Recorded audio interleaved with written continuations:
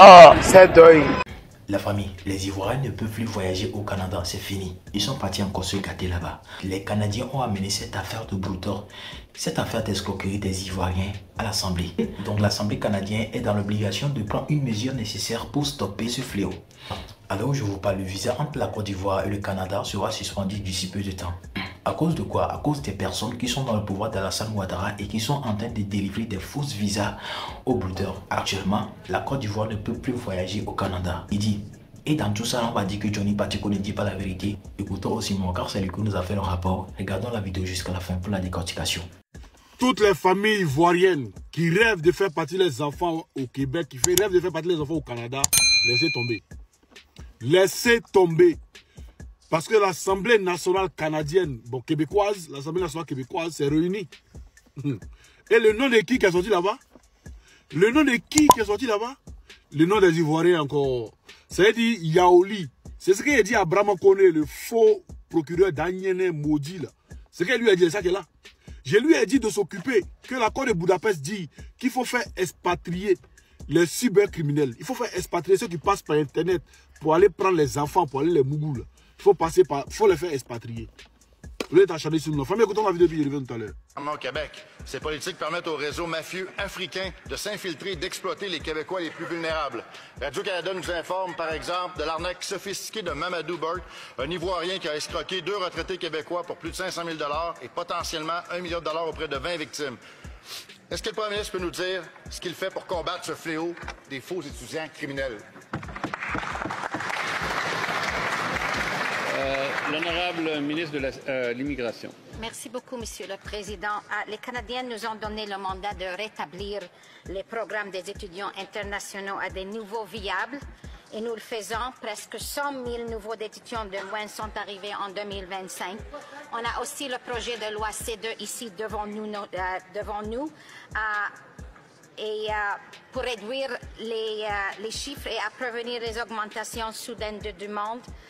Nous sommes ici pour renforcer nos frontières et aussi pour rendre les plus résilientes. Alors, j'invite tous les parlementaires de nous appuyer. Merci beaucoup.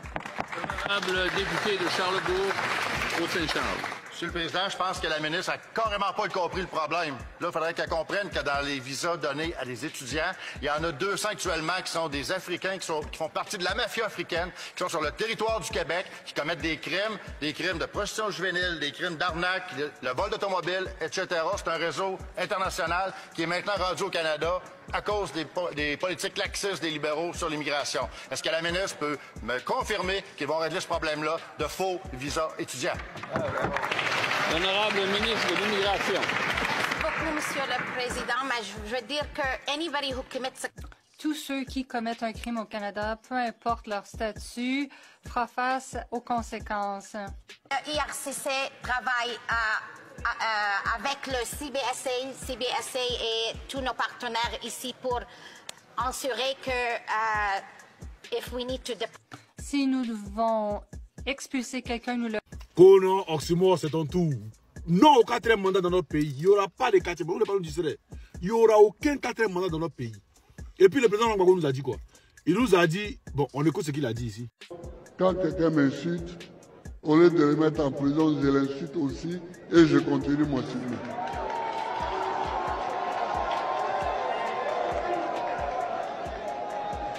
Tu m'insultes, je t'insulte et puis je passe mon chemin, je m'en vais chez moi. Lui, quand on l'insulte là, lui ça ne dit rien. Tu l'insultes, tu l'insultes depuis l'avance. Mais vous, quand vous insultez, vous avez pris entre injures et puis prendre les gens pour tuer les Ivoiriens. C'est vrai qu'il est dangereux. Vous avez déjà les Ivoiriens, plus de 100 000 Ivoiriens, vous avez déjà, pour venir mettre Ouattara au pouvoir, vous avez venu parler d'injures. Dans Yéné de Draman Ouattara au Dieu, dans Yéné de Brahma Kone encore pour mettre dessus, dans Yéné de tous les gouvernements ivoiriens. Faites ce que vous voulez faire là, nous envoie. Parce que, écoutez cette vidéo là.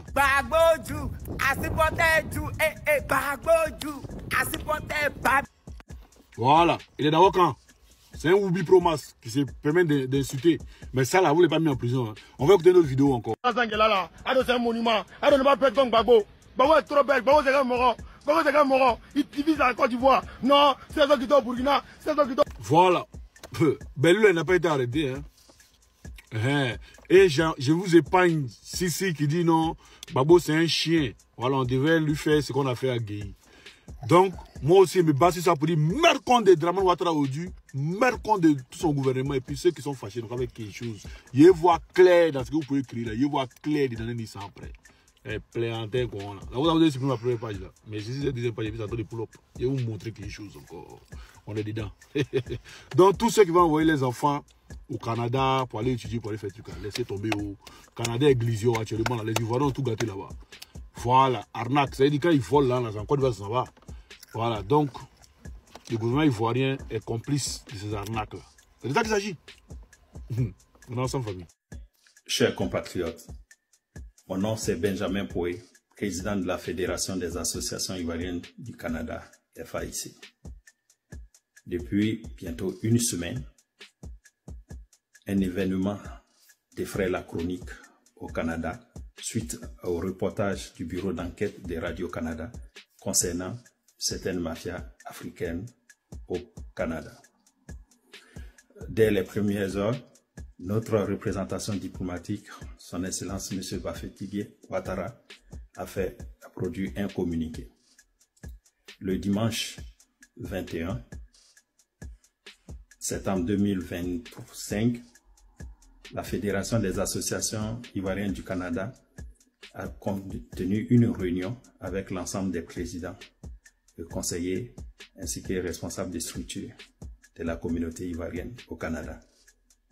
C'est le moment pour moi de condamner et de dénoncer avec la dernière énergie ces pratiques inacceptables. En deuxième lieu, je tiens à exprimer notre compassion à toutes les victimes de tous bords. Nous savons très bien que notre communauté au Canada regorge de beaucoup de qualités et de valeurs. C'est pourquoi je tiens à vous appeler au calme. Je comprends les différentes réactions sur les différents réseaux, mais notre rôle, c'est d'aborder et d'affronter cette situation avec lucidité et dans le calme, afin de pouvoir déterminer les voies et moyens pour pouvoir résoudre ce problème, du plus le minimiser. C'est très important que nous puissions aller dans un rang serré en ayant le même langage. Je tiens ici à inviter toutes les associations, tous les présidents d'associations à relayer ce message dans leur région. Il est important aussi que si vous êtes sollicité, vous puissiez donner l'information de se référer au communiqué de l'ambassade en attendant les actions que nous sommes en train de prendre. Car la fédération, en liaison avec notre représentation diplomatique, est en train de préparer une série de mesures à prendre et à exécuter afin de pouvoir trouver une solution idoine à cette situation malheureuse. Chers frères, chères sœurs, c'est l'occasion aussi pour nous d'appeler chacun de nous au sens des responsabilités. C'est vrai que la liberté est individuelle, mais cette liberté peut impacter aussi positivement comme aussi négativement notre entourage si nous ne savons pas comment l'utiliser. Je vous appelle donc au calme, encore, et à l'unité. Nous savons défendre et promouvoir les vraies valeurs qui sont les nôtres. Mais nous devons être aussi conscients de la réalité des phénomènes, des problèmes qui se posent à notre communauté, pas uniquement à notre communauté simplement, mais à la communauté immigrante et à la communauté tout court canadienne.